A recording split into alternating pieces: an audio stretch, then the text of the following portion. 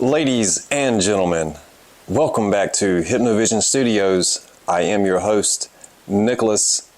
If you're new, I hope you do stick around. Smash that subscribe if you hear something that you like today or find something interesting. If you are returning, thank you for coming back. As you can see, I am operating on a new camera system and I am trying out a new microphone, so we will see how this turns out in post-editing. As I start off today, I want to point out that I do have headphones in and I'm listening to 40 hertz binaural beats because it does help me to focus.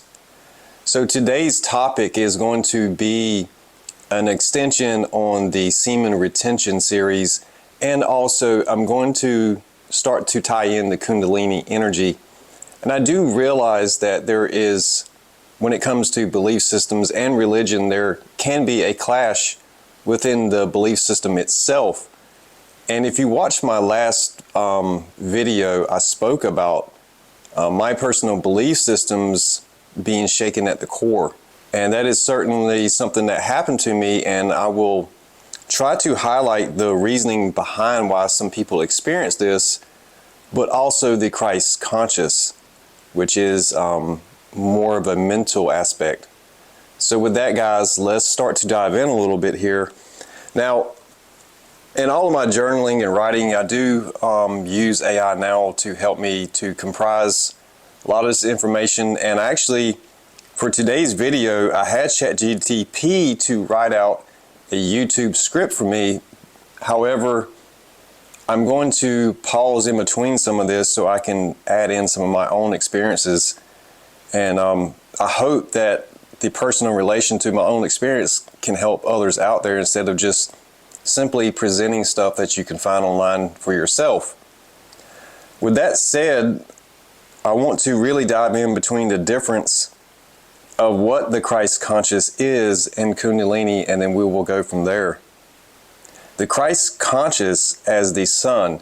Now, in the semen retention video, I talked about the difference in S-O-N and S-U-N and the symbolic meaning behind that when you back away your focus from just looking at Jesus as the Son of God, but you see the depiction of Jesus with the sun behind his head in a lot of old paintings and pictures. And when we think about the symbolism of it all, the S-U-N, the sun in the sky, is the light of the world, and without it, all life on earth would perish. And also, the sun does go down to the lowest degree or lowest angle for 3 days, starting on December 21st, 22nd, 23rd, and it rises again on the third day, if I'm not mistaken. So, you know, guys, any of the stuff that I say on my videos, if you question it, please go and do a little bit of background checking behind me, because I don't want to present everything as absolute truth, but I do try to present everything as truthful as I can. So with that, let's dive into this a little bit. The Christ conscious is often associated with the sun, spelled S-U-N, yet it carries the essence of the sun, S-O-N. This represents the divine light of the Father, constantly present, illuminating our path from above. The sun, like the sun, pulls us upward, inspiring us to reach for higher truths and selfless love. Throughout the sunlight, we feel warmth, unity, and connection. Through the sun's light, we feel warmth, unity, and connection. It shines on us all equally, reminding us of our oneness and the call to rise above earthly limitations, embodying divine compassion and forgiveness.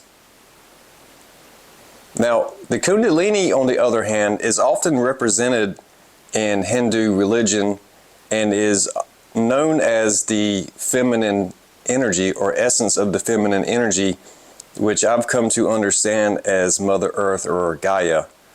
So in contrast, the Kundalini is deeply rooted in Mother Earth, Gaia, representing the feminine energy that rises through the body. This energy is like a seed planted in our soul, of our soul. Now, in the semen retention video, I mentioned the difference. Again, just like the sun, the S-O-N, S-U-N, there is that metaphorical wordplay with soul, S-O-I-L and S-O-U-L. Quite honestly, when you look at this through the imagination, you can understand the concept and the template of this. And it's really interesting. Just like as seeds are planted in the earth and nurtured, the Kundalini energy lies dormant at the base of the spine. That is the taproot that I mentioned before, waiting to be awakened.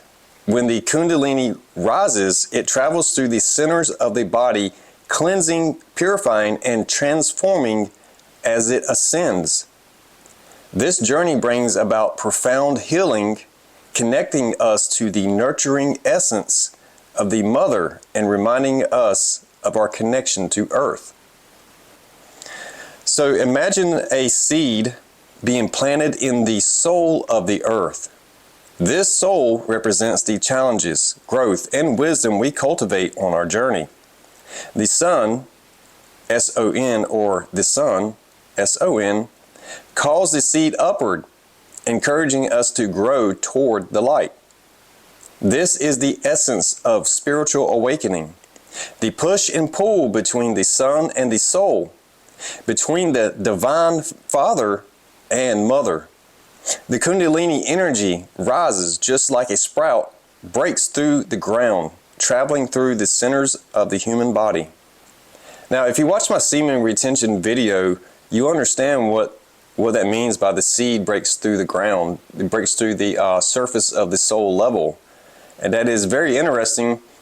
If you go back and look at my content, I was writing about the soul center for a while, and eventually kind of moved away from that, but that was part of my experience that I decided to make very public and start this channel based off of that. So moving on, the Christ Conscious and Kundalini awakening are paths to unite the Father's love with the Mother's nurturing embrace. They remind us that we are both earthly beings connected to Gaia and divine beings drawn to the sunlight. As the Kundalini rises and we awaken to the Christ within, we find balance between these energies. That is when you leave that scarcity mindset behind, that there's never enough, and you start to realize that Mother Earth and the sun is supporting this whole earth, and there's abundant energy, more energy from the sun than we could ever use in a single day. And that Mother Earth, no matter what we do to Mother Earth, it continues to support us. You think about all the atrocities that the humans have done on this earth, but Mother Earth continues to love and support us. That is very interesting. So I asked ChatGPT to turn this into like a story post where this could be described in a short fashion, and this is what it came up with. Imagine the soul as a seed planted deep in the soul of Mother Gaia. In the fertile ground, it awaits patiently, held by the nurturing embrace of earth. This is the essence of the Kundalini, the feminine energy, the mother that dwells within us. She is dormant, cold at the base of the spine, waiting for the call to rise.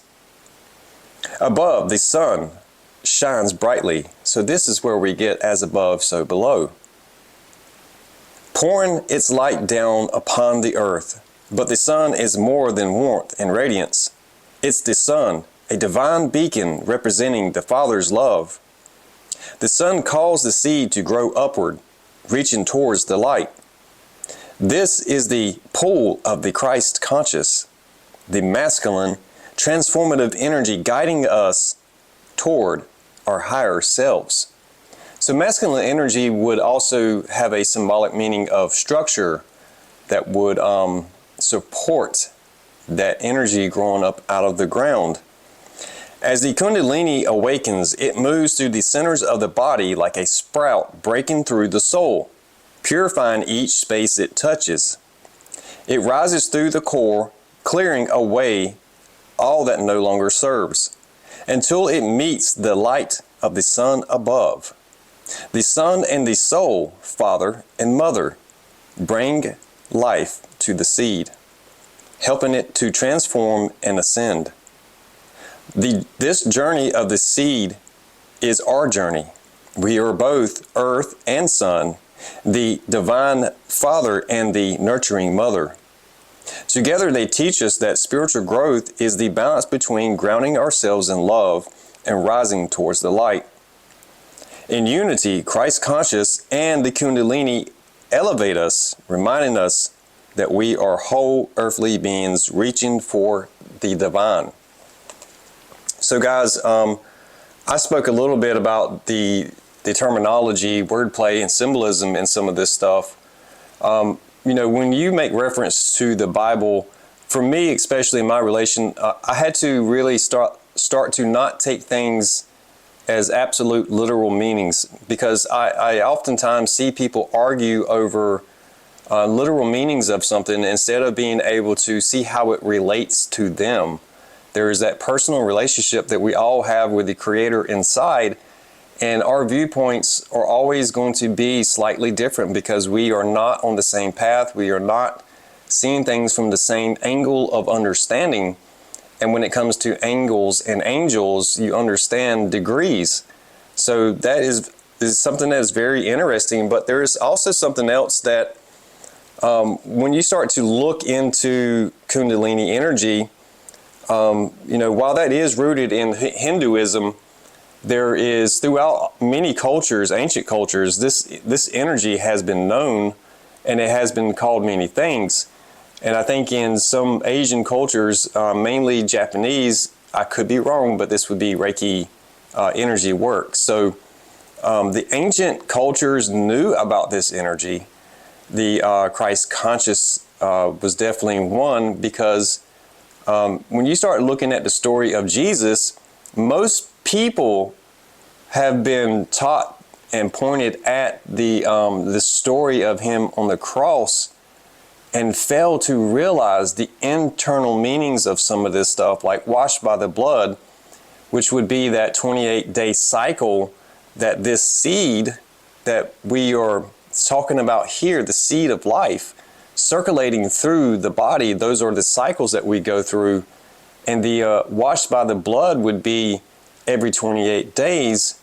That Kundalini energy that burns through and purifies the energy centers is washing of the new blood, so to speak. So there, semen retention taught me a lot of this stuff when I was able to sit down and meditate and clear out my own internal thoughts. There's a few other things that we come across when we start looking at the Kundalini energy. And one of those things is, if you start to research into it, you'll see things like the Kundalini energy is dangerous.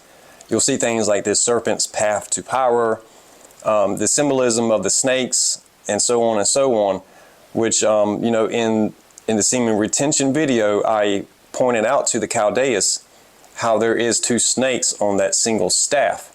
And if you start to look at DNA, how DNA is intertwined, you start to understand that some religions only teach us half of what we need to know. So when you look at Christ Conscious and you start to relate to what religions teach us about Jesus, but fail to teach us about the mother, right? So I started to see this as, okay, well, Christianity really focuses on Jesus. And I also see that, the Catholic religion is Mother Mary. They teach a lot about that. So what am I missing here? So let me pull my head back. Let me focus out and see the bigger picture and start to look at all religions. And I believe, that the truth is scattered in all of them.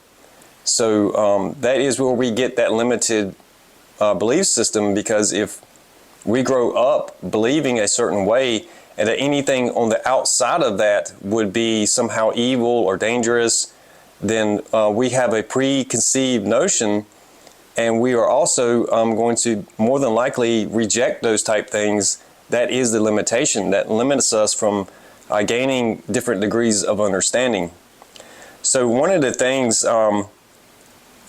when you start looking into the Kundalini energy and people say that it's dangerous, I asked ChatGPT to formulate me some information around this.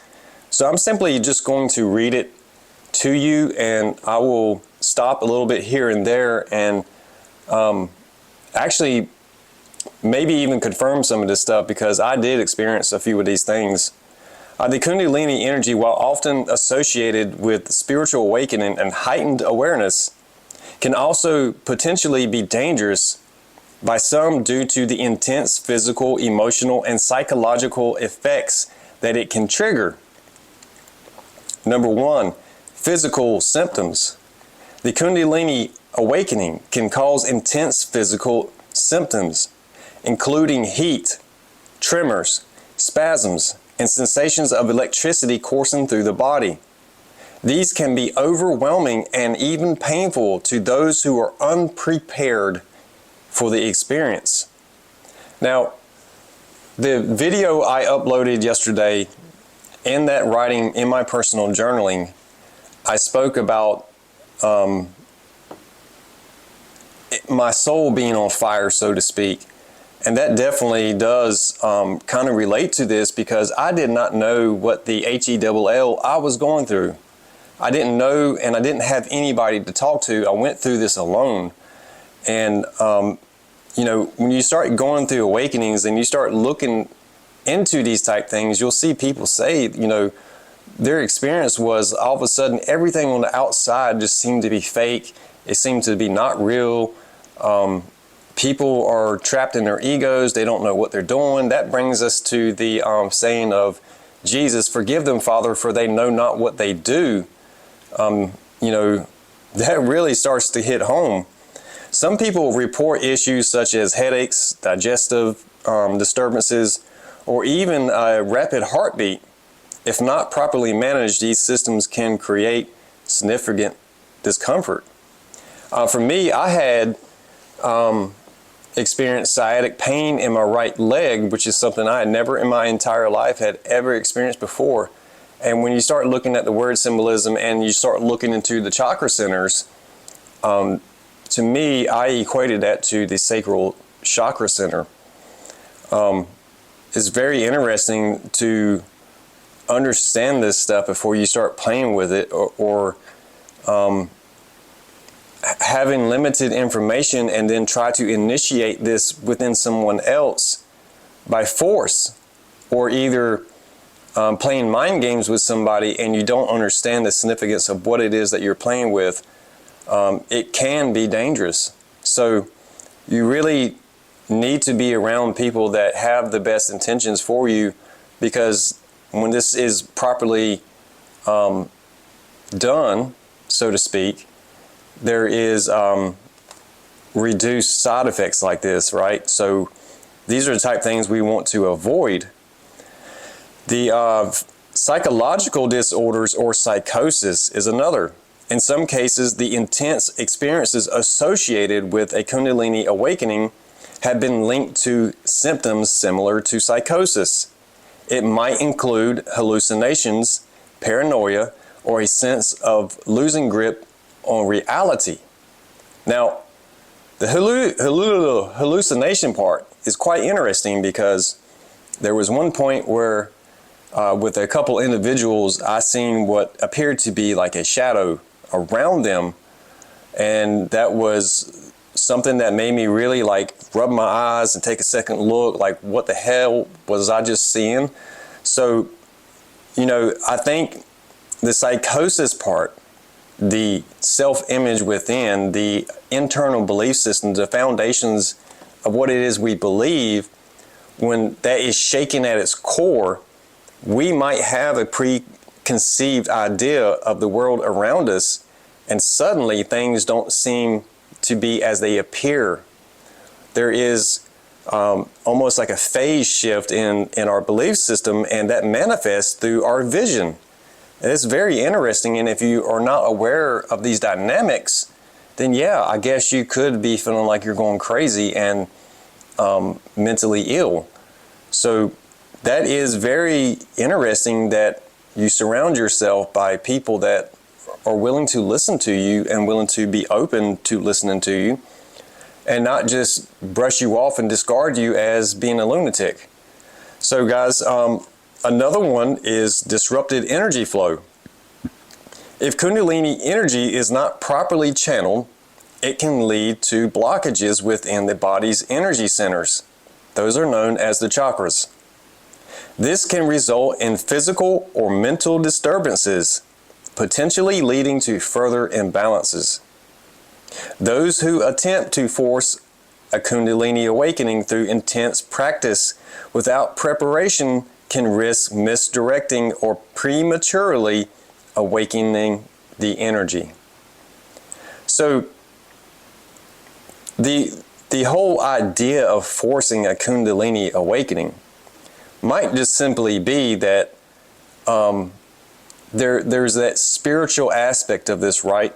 So being too much in your ego would be having gone through a Kundalini awakening and not fully understanding it, and then trying to introduce that to someone else. So that would be almost like forcing that person to go through a Kundalini awakening, and then they don't have any clue what is going on around them or to them or happening inside of them. That is where we start to arrive at the dangers of the Kundalini energy and its proper use, and being around those who support you versus not support you. Social and relationship impacts. As a person undergoes a Kundalini awakening, they may experience profound changes in perceptions and priorities. This can lead to isolation, misunderstandings with friends or families, and challenges in maintaining relationships. This is actually something that is real, like you can look into this stuff. Some people become overtly fixated on their spiritual experience, which can interfere with their day-to-day functioning, making it hard to connect with others and relate to everyday concerns. So, guys, the Kundalini energy, if it is coming from the base of our spine, which is the root, that is the root chakra, that is the, what was planted into the soul, right? And the Christ conscious is above, so as above, so below. That is where we get the feminine energy, is the negative energy. And when I say negative, it is not negative as in the sense of like negative self-talk or toxic or that kind of negative. We are looking at this through the lens of energy. So if you understand energy as in like how the lights are able to function, you have a positive, you have a negative, and then you have a neutral. And when you look at the Masonic towers, where you have the two columns on each side, you have the sun and the moon. So actually, the moon is the illusion. So it really should be the sun and Mother Gaia, which is Earth, right? The illusion is what's in the center. That is the bringing together of the two energies, right? That's where you get the V, the compass, and the 33. In between, you have the 33 vertebrates. So the whole concept of as above, so below, what is happening in that foundation? What is happening from that root, right? That is the sexual energy that is within us. And when we do not understand, we do not know how to act from those places.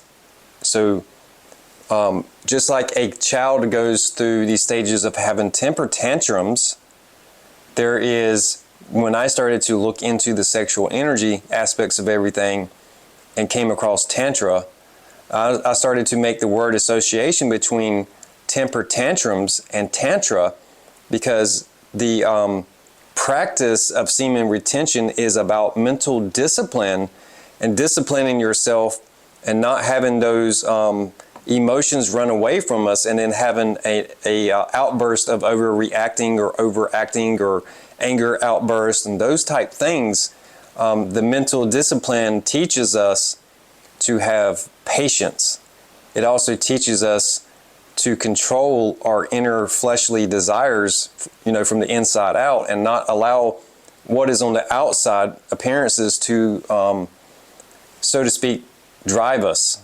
That primal urge, because there is, I've heard for many years that men are just going to be attracted to what they see. They can't help themselves, while women are more intellectually attracted by someone's intelligence. However, I see that as being something that can happen in both genders, honestly. So it is more of a mindset and more of how the energy dynamics are set up. So the lack of proper guidance when it comes to the Kundalini energy, a Kundalini awakening is often considered safer when guided by an experienced teacher or spiritual mentor. Without guidance, individuals might not know how to handle the intensity of the experience. That is something else that I spoke about, was the intensity. When I felt that energy flowing up and down my body, it was something that I've never experienced before. The radiating of massive chill bumps, almost shooting up and down my body to it finally exploded into my head. And I could only reference that to like having a mental orgasm, because that's really what it felt like fireworks going off inside of my head, and just this tingling that was just radiating all around in my brain. And when you start to understand how neurons fire around, and you understand, like, this is how I came to the understanding of Tesla, the power of 3, 6, and 9, and also the Tesla coil, because you see how electricity shoots off of it, and there's plasma. There's blood, washed by the blood. There's so much symbolism here, and it's so deep. You have to really trust your imagination to see these things, because looking outside with the visual eyes is only one of the 5 senses. So we have touch, taste, hearing, and then I could be wrong, but I might repeat one of them: touch, taste, hearing, and sight. So there's a whole lot going on, that if you understand that there are visible light waves that we cannot see, there are also sound waves that are outside of our human range that we cannot hear. Likewise, there are things that we can feel with our senses, like our hair standing up, but there are also things outside that range that we cannot pick up. And the more you become attuned with bringing all of these senses into alignment with each other, the more you broaden that field, and the more that you are able to pick up of things that you can't see, can't hear, and are not normally picking up on. Now you are. And that is why some people go into the psychosis, where it is like they've had instead of lifting that veil slowly, all of a sudden it's been ripped off their eyes, and they're seeing the world for how it is, not how they ideally imagined it, and it becomes overwhelming, like extremely overwhelming. So with proper guidance, it is best to try to educate yourself. But if you do find yourself the way I did, kind of going through this and not knowing, and reaching out to people, and they look at you and treat you like you're crazy, mock you, poke fun at you, ultimately just vanish away from you, then I want you to know that you are not crazy. You have not lost your mind.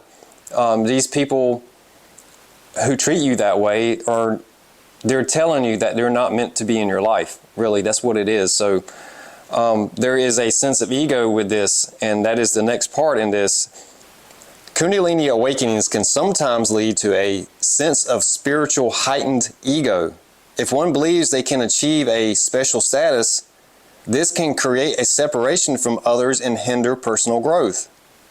Additionally, some people become obsessed with the experience itself, neglecting other areas of life and potentially becoming disconnected and unbalanced in spiritual practice. Those with underlying health issues, particularly mental health conditions, may find that a Kundalini awakening experience exacerbates these challenges. it may intensify existing symptoms, making it more difficult to cope. For this reason, it is often recommended that people with certain conditions approach Kundalini practices with caution and seek guidance from both spiritual and healthcare professionals. Despite this risk, many people experience positive transformative benefits from Kundalini awakenings. When approached with respect, preparation, and guidance, the potential for danger often comes from a lack of awareness or readiness for the intensity of the experience. So proper grounding techniques and gradual practices are typically encouraged. So guys, everything in moderation is really what that's saying.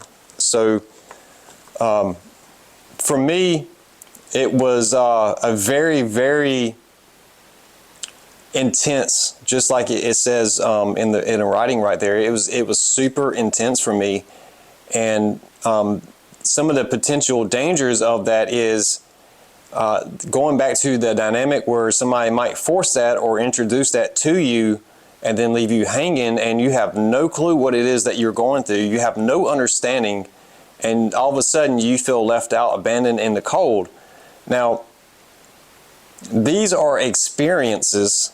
These are also temporarily, and you have to understand that on the outside, for somebody to go through that, they may be looking at the person that initiated that through the lens of some kind of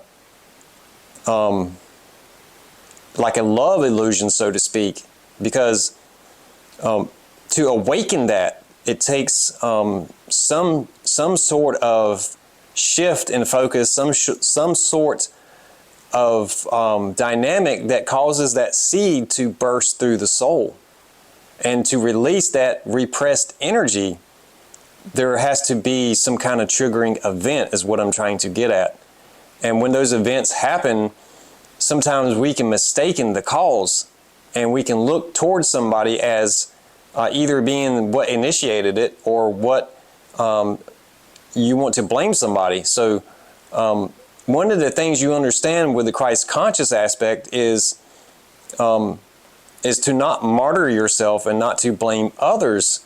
That is a mindset, really, to point on the outside of us and blame someone on the outside of us for any perceived wrongdoing or failures. But in all honesty, life is, there's no right or wrong to life. When you really look at it through the Creator's lens, there is only curiosity and really trying something, because what other things on earth are able to think for themselves other than humans? Of course, you can teach some animals to mimic and train them to do certain tricks or things like that.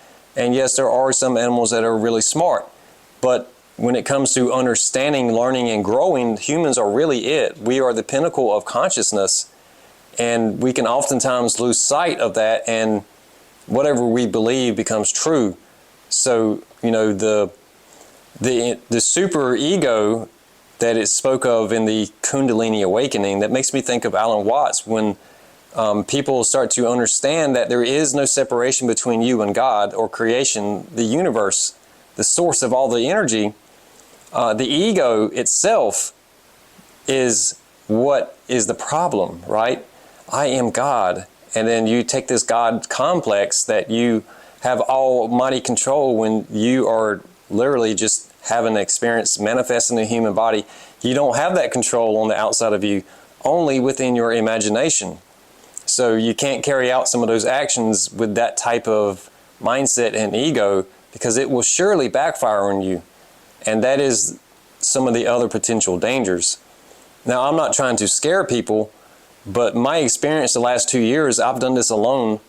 And so I understand the psychosis aspect of it, because yes, there are things where it's like you go through this awakening, you start to see life very, very differently, and your priorities do change. What's important to you, what is valuable to you, and your time does change. And guys, I do see my battery is starting to blink up there, so I need to go ahead and cut this video short. Guys, I do hope that this stuff is helpful and informational, please drop a comment, a like, a share, and I will see you down the road.